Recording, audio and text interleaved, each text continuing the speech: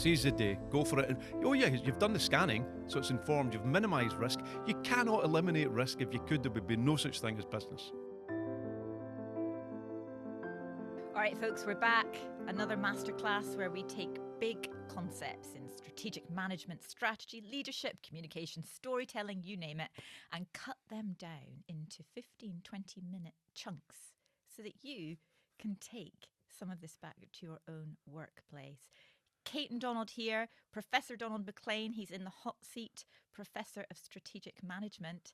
And wow, we've got one for you today. Wait for it. Building dynamic capabilities, how organisations can stay ahead. Dynamic capabilities, Donald. You like saying that, don't you? I do.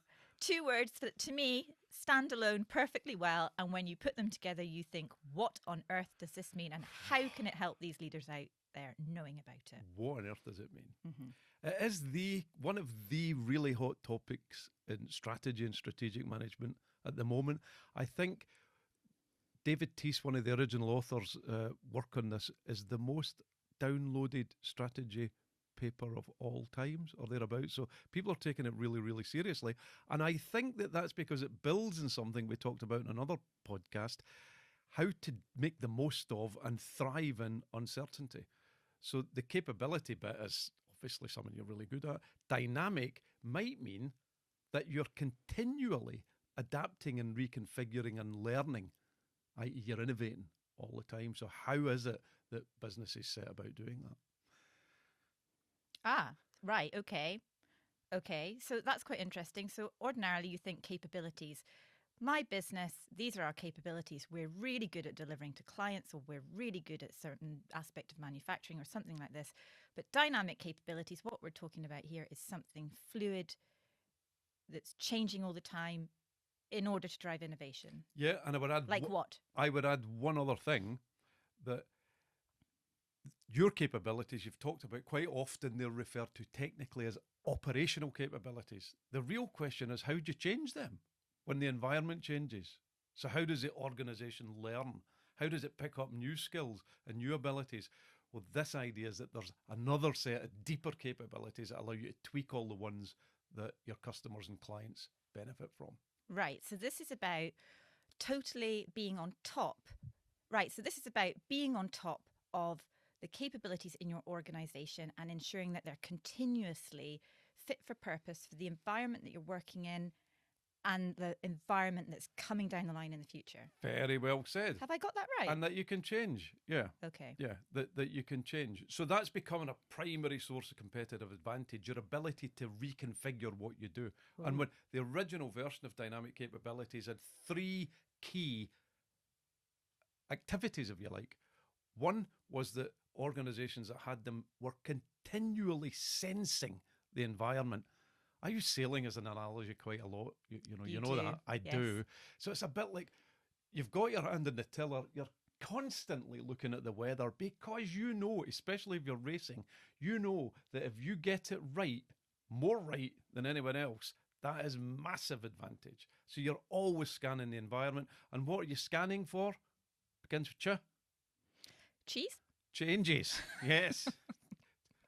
Cheese is not a bad bet, see, but changes. Yeah, so you're always looking for changes, and getting the timing of these changes is key. I'm going to pause you there because this all sounds really well and good.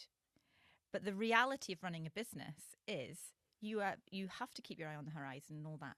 But how do you manage it? What's the practical way of making that work? Keeping an eye on your capabilities, the trends coming down the line, how they need to change while you're doing the day job.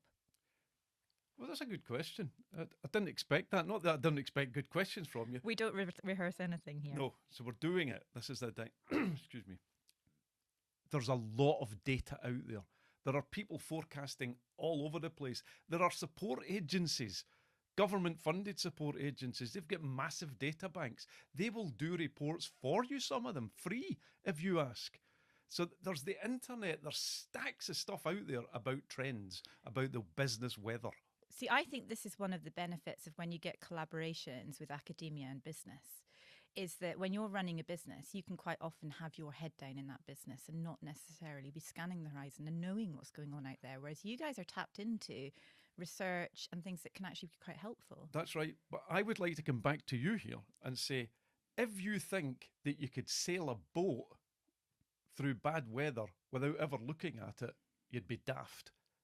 Businesses should get into their repertoire constant scanning of the horizon.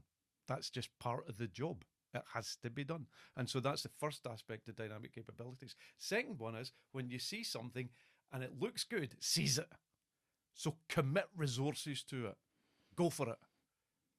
Don't footer around. Don't prevaricate. Don't have 55 meetings and then send it into 14 levels of sign-off. Be nimble. Go for it.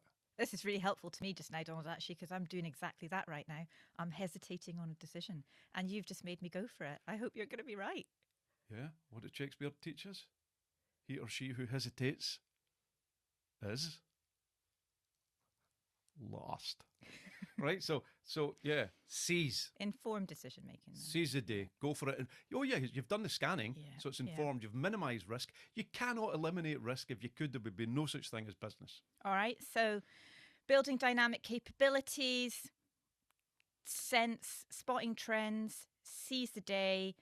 What's next? Number 3. Third thing, have an architecture that is flexible, that allows you to move things around. So if it was What do you mean by architecture? Sorry, an organisational structure. So people might be capable of doing more than one thing. They might be expert in 2 or 3 jobs. You can change teams around. So your internal structures. Your internal structures, make them really nimble, agile, almost like ensembles. This is the tough thing in modern organisations just now, isn't it? Because what we've got is a lot of brilliant organisations that are built on traditional structures, hierarchical, quite a lot of silos going on. But in order to adapt to the change that we are all experiencing, those connections need to be really, really brilliant between teams and departments, in order to drive that change really, really quickly. So it's great to say you need a better architecture, but actually, how do you put that into practice in organisations that are really well established and potentially their structures are slowing them down? I think that is the nub of the issue here. It's a big challenge. Idealistic Donald says it shouldn't be. It shows you how dull, rigid and out of date so many of our organisations are. Again, get back to analogy like a sports team. Everybody's got a role. They know roughly what they're doing, but they can change really, really quickly if they have to. That's what our organisations have to be like. And they can be like that if you put people first. You try and bring out the best in them. The job of the leader is to bring the best out of all the people in the organisation and weave it together. Allow them to weave it together into something practical and valuable instead of dictating through protocols, procedures, blah, blah, blah. You can see I get slightly annoyed with all of these kind of things. It shouldn't be the challenge that it is. It is because we're clinging on to a way of organisation that is fundamentally about control, not about creativity. We need to let it go. We need to relax it. We need to trust people. Become more fluid. And I think what you've shared with us here about dynamic capabilities is that creativity is at the heart of that. So quick recap for folk. Dynamic capabilities, 3 things. 1, sense. 2, seize. And number 3, transform. Transform. Yeah. Now, have I still got 2 minutes here?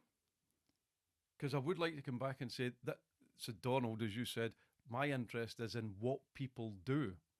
So one of the critiques that we put out in our work was, okay, that's all very well and good for organisations to have dynamic capabilities. That's a bit like an organisation having a strategy.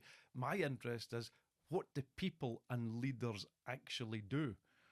And all that emergent strategy stuff kind of moved into systems theory. And I thought, no, I want to know what people do, not systems. That's a word. What do people do? And so we began to delve into action. And when you kind of scratch away the surface, it's an art form as much as a science. So we need to give much more space to gut feel, intuition, imagination, conversation, all the informal things that bureaucracies regard as kind of slightly dangerous are actually what makes all change happen. All right, folks, so there we go. Dynamic capabilities for you there. 3 steps: sense, seize, and transform. I am certainly going to be taking those away with me. Thank you, Donald. I hope you are enjoying these podcasts. There's plenty more to come, masterclass episodes, as well as interviews with CEOs and business leaders who are driving change in their organisations today. You can check out our website, strategystory.com. You can follow us on YouTube, and also go and follow the Strategy Story podcast, available pretty much on any player. That's it for us today. Thank you, folks, for listening.